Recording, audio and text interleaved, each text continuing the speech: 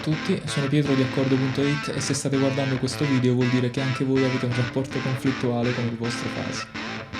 Il fuzz è quel tipo di effetto che o si ama o si odia, e non solo perché non è sempre così facile da suonare, ma anche perché a volte posizionarlo in pedaliera è un vero e proprio casino. Capita a tutti almeno una volta nella vita di innamorarsi di un fuzz, poi metterlo in pedaliera e scoprire un suono orribile, rumoroso, nasale. Poi lo togli dalla pedaliera, lo metti da solo davanti all'amplificatore e torna a funzionare bene, e non capisci perché. Il motivo spesso è uno e uno solo: il fuzz non va d'accordo con i buffer. Lo so, probabilmente starai pensando che tu un buffer in pedaliera nemmeno ce l'hai, ma in realtà se hai qualunque altro pedale attivo o non true bypass in pedaliera in quel momento, hai almeno un buffer. Non scendiamo in particolari tecnici e per qualche considerazione in merito ti rimando all'articolo su Accordo. Ti basti sapere che il fuzz messo dopo un buffer o un pedale con buffer non funziona affatto bene. Come detto, qualsiasi pedale attivo in pedaliera in quel momento sta facendo da buffer, e un overdrive regolato in modo che non aumenti il gain, che non cambi il suono o lo lasci il più possibile trasparente, fa esattamente quello che fa un buffer. In questo caso abbiamo scelto di usare come buffer un distorsore piuttosto trasparente nel suono, proprio per ricreare una situazione tipica, dove un buffer vero e proprio in pedaliera non c'è, ma c'è un pedale che funge da buffer. In questo esempio il fuzz è a monte. La chitarra entra nel fuzz, poi da qui va in quello che sarà il nostro buffer e da qui va nell'amplificatore. In questo caso possiamo notare delle differenze minime se non nulle nel suono del fuzz tra quando il buffer, ovvero il nostro secondo pedale, è attivo o non attivo.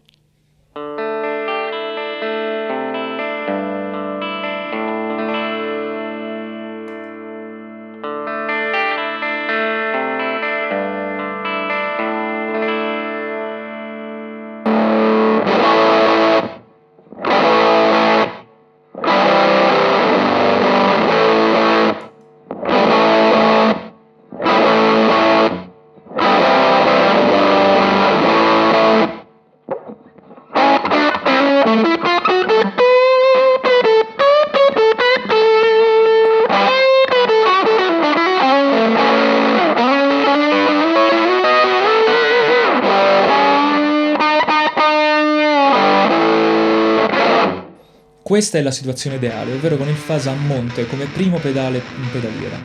Ecco invece cosa accadrebbe se posizionassimo il fuzz dopo un altro pedale. Qui abbiamo invertito l'ordine dei pedali, il fuzz viene dopo il nostro distorsore, ovvero dopo il nostro buffer, sempre regolato in maniera da cambiare il suono il meno possibile. Il risultato è orrendo, subentra un casino di rumore di fondo, il suono si assottiglia, diventa nasale, perde basso, non è esattamente quello che vorremmo dalla nostra chitarra. E vi risparmio di ascoltare cosa accadrebbe se alzassi anche solo di un minimo il gain del distorsore, perché diventerebbe ingestibile.